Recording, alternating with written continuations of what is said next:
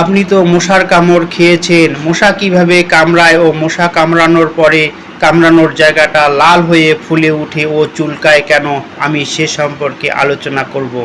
পৃথিবীতে মোট ৩৫০০ প্রজাতির মশার মধ্যে কেবলমাত্র ১০০ প্রজাতির মশাই মানুষকে কামড়ায় বা রক্ত চুষে খায়। এদের মধ্যে কেবল স্ত্রী মশারাই মানুষের রক্ত খায়। পুরুষ মশা কখনো মানুষকে কামড়ায় না বা মানুষের রক্ত খায় না। এই স্ত্রী মশা যখন ডিম দেয় তখন অতিরিক্ত পুষ্টি এবং শক্তির চাহিদা মেটাতেই মানুষের রক্ত খেতে বাধ্য হয়।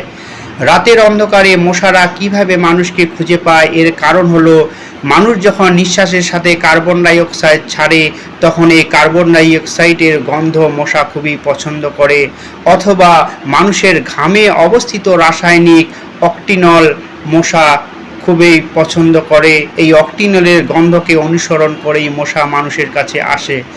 মশা যখন মানুষের গায়ের উপরে বসে তখন যে জায়গায় কামড়াবে সেখানে থুতু ছিটিয়ে জায়গাটিকে নরম করে দেয়, তারপরে সেখানে হুল ফুটিয়ে রক্ত চুষে। মানুষ যখন বুঝতে পারে যে তাকে মশা কামড়িয়েছে তার আগেই মশার রক্ত শোষণ করা সম্পন্ন করে ফেলে।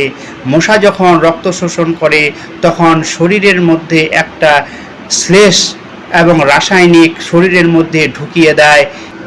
আমাদের শরীরের মধ্যে মশার ঢুকিয়ে দেওয়া রাসায়নিক পদার্থ শরীর থেকে বের করে দেওয়ার জন্য মানুষের শরীরে হিস্টামাইন নামক এক ধরনের রাসায়নিক কেমিক্যাল নিঃসৃত হয় এবং শরীরের ওই আহত জায়গায় জোরও পড়তে থাকে, ফলে সেই আহত স্থানটি লাল হয়ে ফুলে ওঠে এবং চুলকাতে থাকে।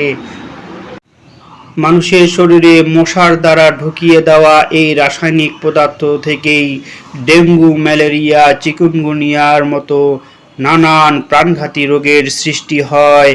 মানুষের শরীর সবসময় এই রোগগুলোর বিরুদ্ধে সংগ্রাম করতে থাকে।